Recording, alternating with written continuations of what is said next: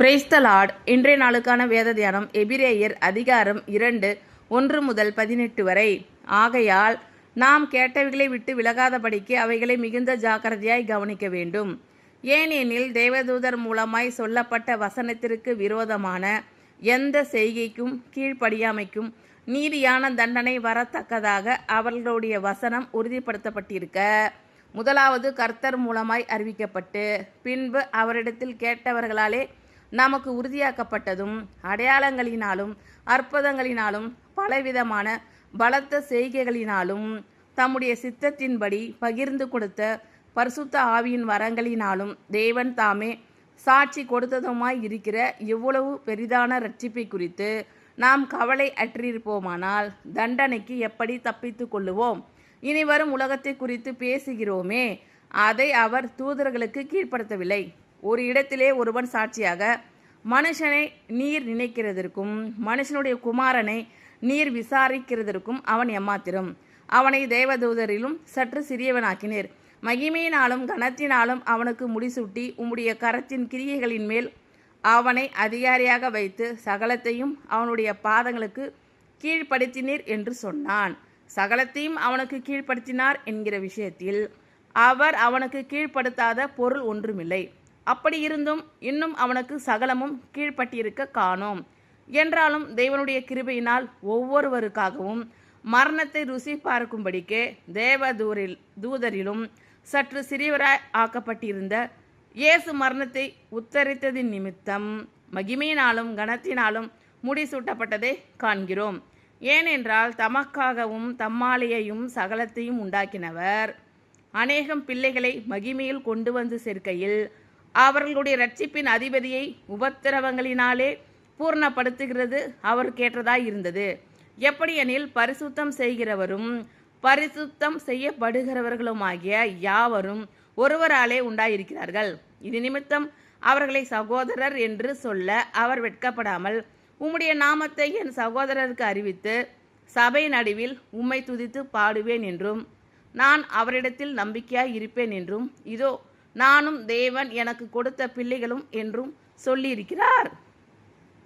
ஆதலால் பிள்ளைகள் மாம்சத்தையும் இரத்தத்தையும் உடையவர்களாய் இருக்க அவரும் அவர்களைப் போல மாம்சத்தையும் இரத்தத்தையும் உடையவர் ஆனார். மரணத்துக்கு அதிகாரியாகிய பிசாசானவனை தமது மரணத்தினாலே அழிக்கும்படிக்கும் ஜீவகாலமெல்லாம் மரண பயத்தினாலே அடிமைத்தனத்திற்குள்ளானவர்கள் யாவரையும் விடுதலை பண்ணும்படிக்கும் அப்படியானார்.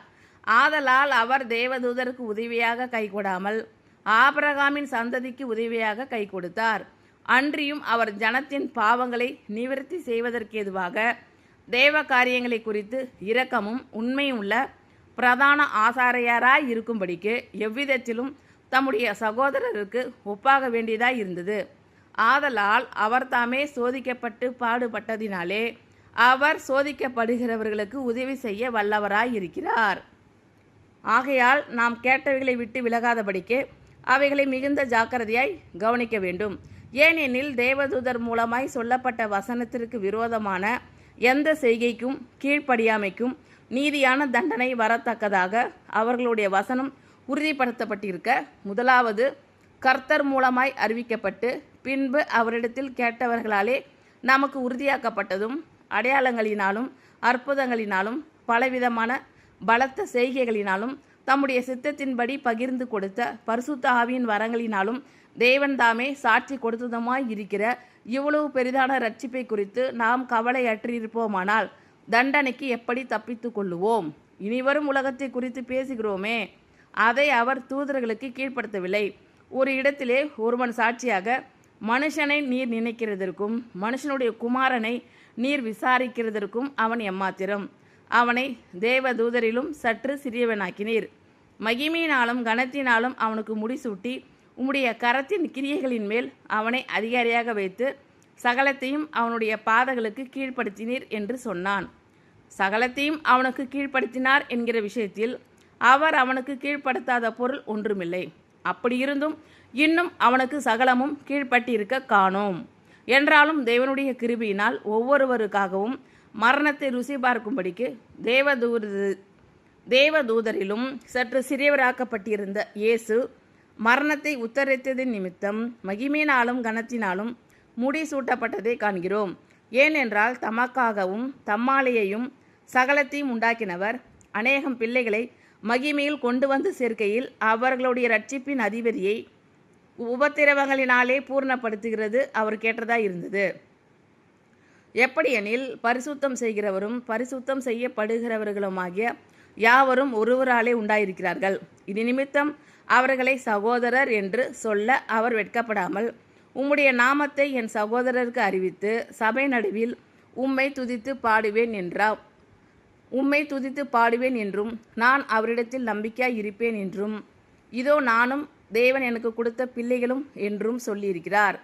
ஆதலால் பிள்ளைகள் மாம்சத்தையும் இரத்தத்தையும் உடையவர்களாய் இருக்க அவரும் அவர்களைப் போல மாம்சத்தையும் இரத்தத்தையும் உடையவரானார். மரணத்துக்கு அதிகாரியாகிய பிசாசானவனை தமது மரணத்தினாலே அழிக்கும்படிக்கும் ஜீவகாலமெல்லாம் மரண பயத்தினாலே அடிமைத்தனத்திற்குள்ளானவர்கள் யாவரையும் விடுதலை பண்ணும்படிக்கும் அப்படியானார். ஆதலால் அவர் தேவதூதருக்கு உதவியாக கை கொடாமல் ஆபிரகாமின் சந்ததிக்கு உதவியாக கை கொடுத்தார்.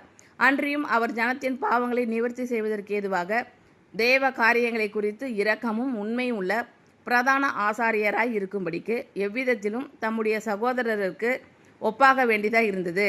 ஆதலால் அவர் தாமே சோதிக்கப்பட்டு பாடுபட்டதினாலே அவர் சோதிக்கப்படுகிறவர்களுக்கு உதவி செய்ய வல்லவராய் இருக்கிறார். ஆகையால் நாம் கேட்டவைகளை விட்டு விலகாதபடிக்கு அவைகளை மிகுந்த ஜாக்கிரதையாய் கவனிக்க வேண்டும். ஏனெனில் தேவதூதர் மூலமாய் சொல்லப்பட்ட வசனத்திற்கு விரோதமான எந்த செய்கைக்கும் கீழ்ப்படியாமைக்கும் நீதியான தண்டனை வரத்தக்கதாக அவர்களுடைய வசனம் உறுதிப்படுத்தப்பட்டிருக்க, முதலாவது கர்த்தர் மூலமாய் அறிவிக்கப்பட்டு பின்பு அவரிடத்தில் கேட்டவர்களாலே நமக்கு உறுதியாக்கப்பட்டதும் அடையாளங்களினாலும் அற்புதங்களினாலும் பலவிதமான பலத்த செய்கைகளினாலும் தம்முடைய சித்தத்தின்படி பகிர்ந்து கொடுத்த பரிசுத்த ஆவியின் வரங்களினாலும் தேவன் தாமே சாட்சி கொடுத்ததுமாய் இருக்கிற இவ்வளவு பெரிதான இரட்சிப்பை குறித்து நாம் கவலை அற்றிருப்போமானால் தண்டனைக்கு எப்படி தப்பித்து கொள்ளுவோம்? இனிவரும் உலகத்தை குறித்து பேசுகிறோமே, அதை அவர் தூதர்களுக்கு கீழ்ப்படுத்தவில்லை. ஒரு இடத்திலே ஒருவன் சாட்சியாக, மனுஷனை நீர் நினைக்கிறதற்கும் மனுஷனுடைய குமாரனை நீர் விசாரிக்கிறதற்கும் அவன் எம்மாத்திரம்? அவனை தேவதூதரிலும் சற்று சிறியவன் ஆக்கினீர். மகிமையினாலும் கனத்தினாலும் அவனுக்கு முடிசூட்டி உம்முடைய கரத்தின் கிரியைகளின் மேல் அவனை அதிகாரியாக வைத்து சகலத்தையும் அவனுடைய பாதங்களுக்கு கீழ்ப்படுத்தினீர் என்று சொன்னான். சகலத்தையும் அவனுக்கு கீழ்ப்படுத்தினார் என்கிற விஷயத்தில் அவர் அவனுக்கு கீழ்ப்படுத்தாத பொருள் ஒன்றுமில்லை. அப்படி இருந்தும் இன்னும் அவனுக்கு சகலமும் கீழ்ப்பட்டிருக்க காணோம். என்றாலும் தேவனுடைய கிருபையினால் ஒவ்வொருவருக்காகவும் மரணத்தை ருசி பார்க்கும்படிக்கு தேவ தூதரிலும் சற்று சிறியவர் ஆக்கப்பட்டிருந்த இயேசு மரணத்தை உத்தரித்ததின் நிமித்தம் மகிமையினாலும் கனத்தினாலும் முடி சூட்டப்பட்டதை காண்கிறோம்.